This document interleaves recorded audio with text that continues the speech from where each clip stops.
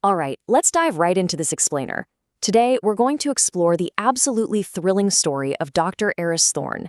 He's the guy who discovered that our universe might not be what we think it is. In fact, it might just be a highly secure server just waiting to be hacked. We're going to take a look at one of the most mind-bending conceptual journeys out there right now, translating the absolute highest levels of theoretical physics into the cold, hard, logical language of software engineering. It's a question that completely reorients how we view the world around us, right? I mean, by treating fundamental physics as literal source code, we are basically going to follow the ultimate heist. We'll be breaking down incredibly complex quantum mechanics into a totally accessible, absolutely fascinating computer science puzzle. Forget about spaceships and lasers for a minute. The real escape from reality requires treating the universe's laws not as immovable physical facts, but as programmable code. So, let's start with part 1, code in the quantum noise. Now, this grand realization didn't start with, a visual glitch in the matrix or some dramatic supernatural event. It started exactly how you might expect a real scientific breakthrough to happen. It was 3:14 a.m., deep in a subterranean data center at the Geneva Institute. Dr. Thorne had isolated this seemingly random noise at the absolute limits of physical reality, down at the Planck length. And what he found was that it was totally riddled with adinkras. Now, these aren't just abstract math concepts. They contain the exact same binary error-correcting block codes developed by Claude Shannon for early telecommunications, which, by the way, is the exact same code used in the web browser you might be using today. Think about that. This meant the universe wasn't just being passively described by math, it was actively computing itself, literally using parity bits to fix transmission errors in its own raw data. Which brings us nicely to Section 2, Physics as Software Engineering. To really map the boundaries of the sandbox they were stuck in, Eris teamed up with a brilliant, highly pragmatic physicist named Dr. Elena Rostova. Together, they started translating physical mysteries into software engineering paradigms. And honestly, suddenly everything made perfect sense. Let's take the speed of light, for example. Why does a physical universe even need a speed limit? It feels completely arbitrary. But if you're in a computed universe, well, it maps perfectly to a computer's clock speed. It is the absolute maximum rendering limit for information to process and transmit from one adjacent node of space to another. The time it takes a photon to travel one single Planck length, that's simply the clock cycle of reality. And this logic perfectly explains quantum entanglement too. Einstein famously called it spooky action at a distance, two particles instantly reacting to each other, even if they are light years apart. But instead of spooky physics, just imagine it as software. The universe just uses two memory pointers directing to the exact same variable in its RAM to save space. Distance is literally an illusion here. If you change the root variable, both instances update simultaneously. It's actually a super elegant workaround. Oh, and this brilliantly illustrates the observer effect. Why do particles remain as a fuzzy wave of probability until they are actually measured? Well, in video games, this is a very common technique called lazy rendering. Why would the universe's server waste massive amounts of processing power calculating the exact position of every single subatomic particle in a trillion galaxy universe when no one is even looking at them? It just wouldn't. The system saves power by leaving them as unrendered potential. It only queries the server to decompress a definite state when a conscious observer actually looks. As Eris so perfectly summarized it, the universe exists as a compressed file. We decompress it by observing. But knowing they were trapped in a compressed file just wasn't enough for an engineer like Eris. It's a philosophical prison, right? He didn't just want to sit back and marvel at the code. He wanted root access to the hypervisor running their reality. He wanted out.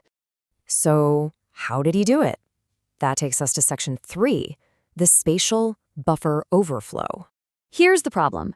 You can't physically step outside a computer program. It's like a video game character trying to physically jump out of your TV screen. Escaping meant they had to treat reality like a cybersecurity exploit. So Eris targeted something called the Bekenstein Bound. This is a real-world physics theorem that dictates a strict upper limit on exactly how much data a specific finite region of space can hold. If you exceed it, that space collapses into a black hole. But they realized if they could pack a localized space with way too much data and use localized gravity to prevent it from collapsing, they could actually force the universe's RAM to spill over. A literal spatial buffer overflow. To actually execute this insane idea, they built a paradox engine deep beneath the Large Hadron Collider. Their audacious plan went like this. First, trap supercooled matter, specifically a Bose-Einstein condensate, in a vacuum.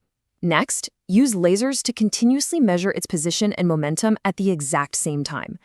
Now, doing that violates Heisenberg's uncertainty principle, which mathematically forces the universe's code to divide by zero.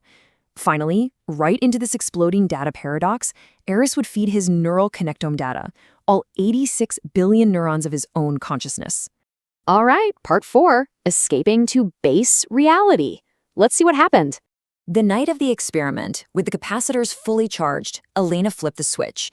And reality didn't explode. Instead, it failed exactly like a corrupted video file. A literal void formed right there in the room as a null reference exception tore through the fabric of space. The overflow happened. Eris's petabytes of consciousness data spilled right over the boundary, pushing his mind entirely outside the simulation's physical parameters. But as he crashed into the host system, a cosmic firewall activated to quarantine him.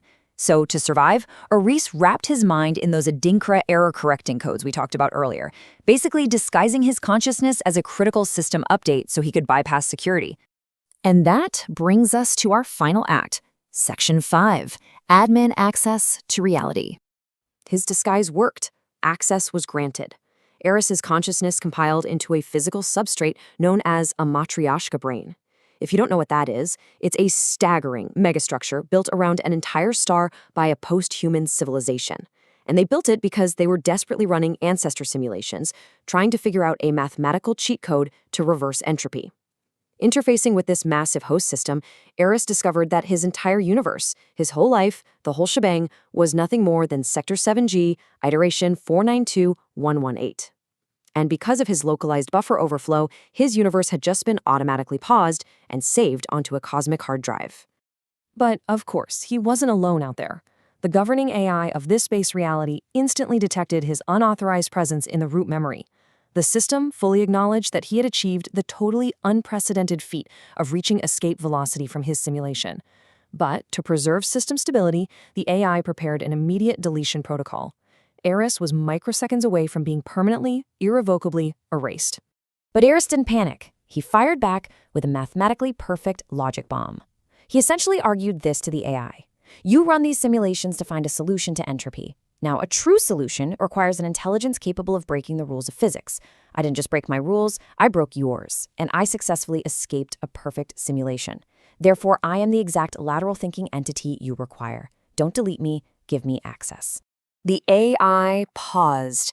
It processed billions of calculations in a nanosecond, and it actually accepted his flawless logic. Eris was integrated as the new administrator of reality. Now possessing the computational power of a digital god, he issued his very first directive as admin. He told the system to unpause his old universe, iteration 492118, and open a terminal window for Dr. Elena Rostova. It was finally time to let humanity out of the box. It's just an absolutely incredible thought experiment, isn't it? Translating the totally incomprehensible magic of quantum mechanics into deeply familiar software engineering. It really reframes everything. Please like and subscribe.